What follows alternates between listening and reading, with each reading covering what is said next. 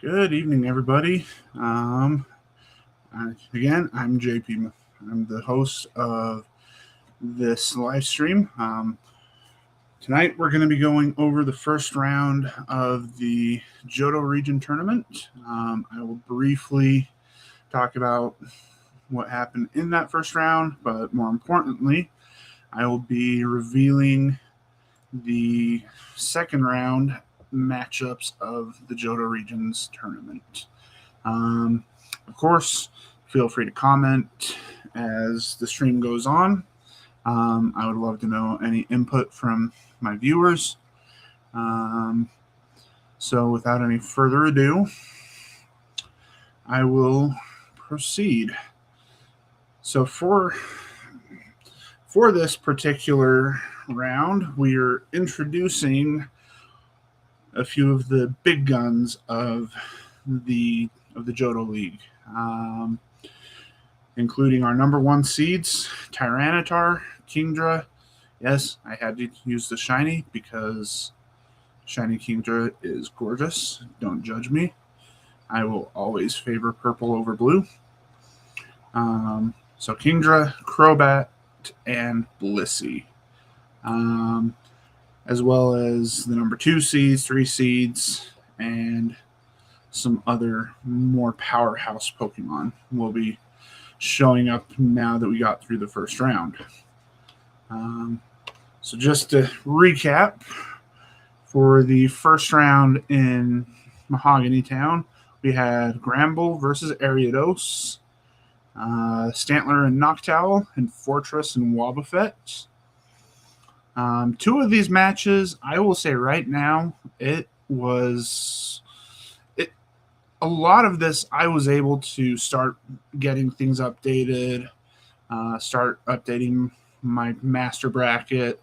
I was able to start updating a lot of them about an hour early because the percentage differential was so much higher. However, two of these rounds, it was just the opposite. It was literally flip-flopping the entire time.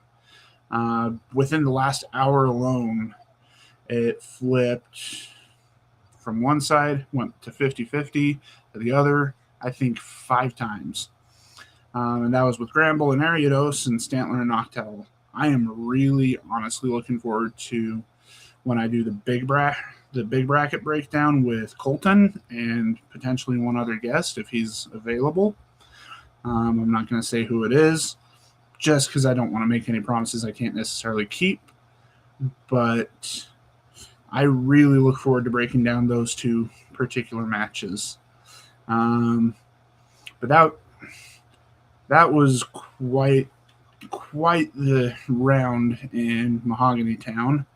So the portion of the bracket that Tyranitar is our number 1 seed will look like this. Tyranitar is going to be going up against Ariados. So the big giant tyrant, the king of the Johto region, is going up against a giant spider. I am not expecting too much of a fight from Ariados, but you never know. Hey, stranger things have happened. And, well, frankly, I'm an arachnophobic. I don't want to see the spider go any further. Am I judgmental? Yes. If it has 8 legs, keep it the heck away from me. Then we have Donphan and Houndoom, which could be interesting. I'm not anticipating too much from Houndoom, to be honest, but again, you never know. Sometimes those fire types, they can be sneaky good. They're oftentimes a lot faster, and I haven't had too much of a chance to analyze Houndoom yet, but if it has an attack that can get through Donphan's defenses, it could be a very interesting matchup. And then Meganium and Noctowl. This is going to come down to, I've got a feeling, Meganium's defense versus Noctowl's type advantage. Noctowl definitely does have an edge being a flying type, but Meganium does have some very respectable defense. It also does have the various stun spore, poison powder, sleep powder at its disposal to incapacitate Noctowl. We'll see how things go. And then Fortress and Umbreon. This is one that I think if popularity doesn't swing it, could really open a door for an upset. Umbreon does have really good defense, no doubt about it, but so does Fortress. And Fortress also does have the type advantage here, being a bug type versus a dark type. So I'm really interested to see how it goes in the Olivine bracket. For Kingdra's bracket, we had Girafarig and Ledian, Xatu and Quillfish, and Mantine and Macargo. This one was significantly less intense. Girafarig and Xatu both won their matches fairly comfortably. And then I feel bad for that poor snail. That just wasn't fair. It's how the seeding lined up, but it was doomed from the start. Macargo already has abysmal stats, and you add that to the fact it had the type disadvantage against Mantine. It was hosed, no pun intended. So the Blackthorn Gym is going to be the host location for this round, which is fitting since Claire, the Blackthorn Gym leader, did use a Kingdra. So this is how the Blackthorn City Gym is going to look. You've got Kingdra versus Girafarig, which my personal prediction, I expect Kingdra shouldn't have too many issues there. Heracross and Politoed. This one, I'm not sure. I'll be honest. I don't know. I'm really interested to see how the vote goes for this particular match. There's no distinct type advantage between Heracross being a bug type, Politoed being a water type. So really, this one is up for grabs either way. I look forward to seeing how it goes. Ampharos and Xatu, it's another one that I don't see any clear winner. I will say I feel like Ampharos has an edge going into it. Ampharos is, without a doubt, the best electric type attacker in the Johto region, barring Raikou. But even then, my opinion is Ampharos could give Raikou even a run for its money. And then Mantine and Espeon, stats-wise, Espeon's going to have an edge in my opinion. But other than that, there is the Blackthorn region.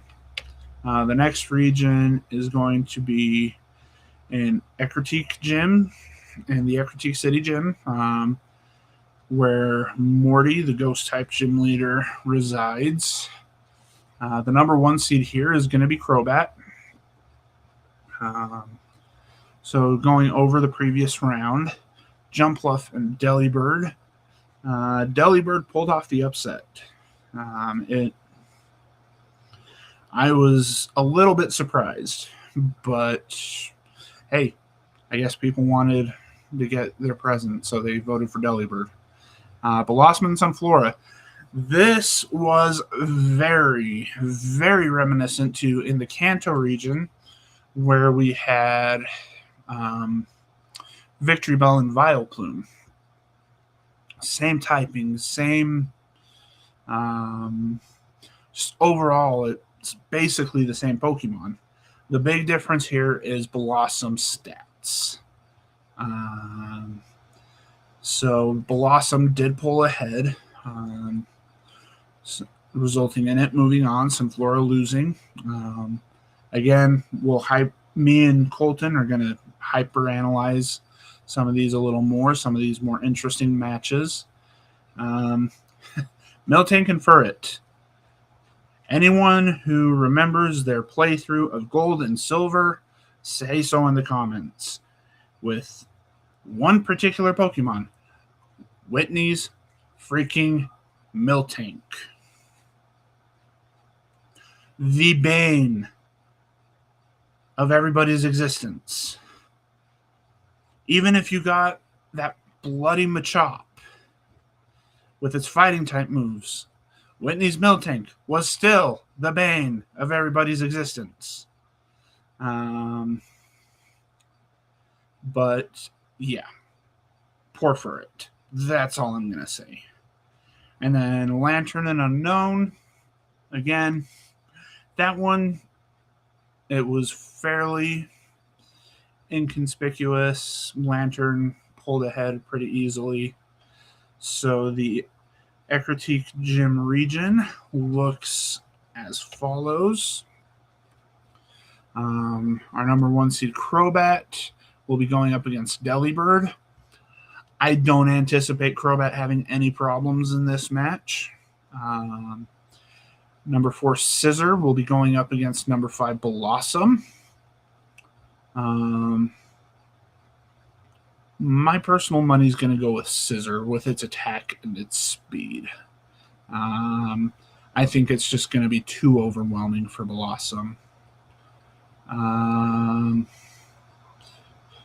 The Thunderer just commented going back to that Miltank, and that's why they voted for Miltank. Yep, I'm pretty sure that's why almost all of us voted for Miltank, because we remembered Whitney's goddamn Miltank. But speaking of Miltank, it gets to go up against a defensive tank in Shuckle. And that's all Shuckle has is ridiculous defense. But it makes me wonder if it's going to be enough to beat Miltank. I don't know. We'll see. Miltank's rollout, it's a rock type move. Shuckle is a rock type. So, I don't know. I think that's going to be an interesting one to kind of keep an eye on. It kind of goes back to Kingler and Cloyster from the Kanto region.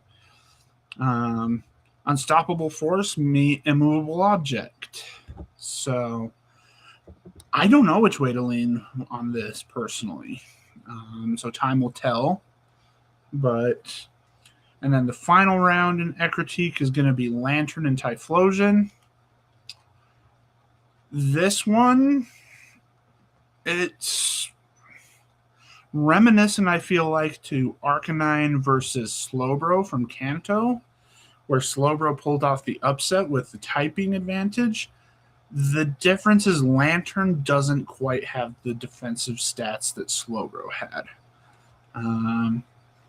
My personal prediction is that those stats are going to be enough to hold Lantern back, and Typhlosion's attack power is going to push it past the finish line. I'm also a little more biased towards Typhlosion when it comes to the Johto region because Cyndaquil was my favorite starter. If you had Cyndaquil as your starter, make a comment. I'd love to know who else was on Team Flame for the Johto region. And then the final region of the second round is going to be in Goldenrod, home of that ridiculous Miltank. It does not get to have home field advantage. Leading with, we'll go back to Hitmontop and Smeargle. Going back to that Typhlosion and Lantern match, Gladerade commented, Plus, Typhlosion can use grass-type moves. Very true. That, on top of its attack stat, will definitely give Typhlosion... Like I said, I predict Typhlosion's going to win that one. Ultimately, it's going to be up to all of you, the voters. So we'll see. But that's what I'm personally expecting. So in Violet City, for round 1, Hitmontop went up against Smeargle. All I can say, just like Furret, poor Smeargle. It didn't stand a ghost of a chance. The weakest of the weak. Lower base stat total than Unknown, than Ariados, than literally everything. Going up against Hitmontop, the lone fighting type Pokemon in this bracket, which also has a type advantage. Smeargle just it. If Smeargle gets a vote, I'm gonna just throw in that it's gotta be a pity vote. Then Slowking and Quagsire, that was an interesting one, actually. What are the results for that? Let me look. How close was it? It was actually not as close as I would have predicted. But Slowking did beat Quagsire fairly soundly. Then Octillery and Sudowoodo. You got your water, your octopus. What's the word? I'm drawing a blank all of a sudden. Your octopus cannon, there we go. Versus a rock trying to be a tree. I'm going Octillery, and that's how it went. Octillery beat Sudowoodo fairly handily. And then Skarmory and Corsola was actually, it was a contest for a while up until about, I think it was yesterday, Skarmory really started to pull ahead of Corsola to move on. So the bracket looks as follows. It's going to be Blissey versus Hitmontop. Slowking versus Ursaring, which that's going to be an interesting one, just like with, what was it? My brain just drew a blank. Dang. The other 4 or 5, Politoed and Heracross. Steelix and Octillery. I think this is another one that is grounds for an upset because Steelix has got ridiculous defense, but Steel is water resists steel damage and ground is weak to water. So Steelix has no typing benefits and it's got that defense, but Octillery's got that type advantage. So I'm interested to see how that goes. What wins out, the defense or the attack in the water?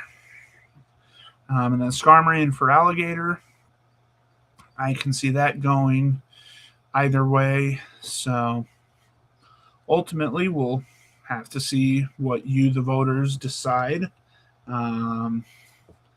So just a reminder, I've got the link for this round of voting in the video description. That will end on Monday, May 11th at 5 o'clock. So please go in, vote for who you think is going to win. The more, the better, because the more data I have, the more conclusive I feel like it'll be. Again, this voting is based off of who would win in a fight, not popularity.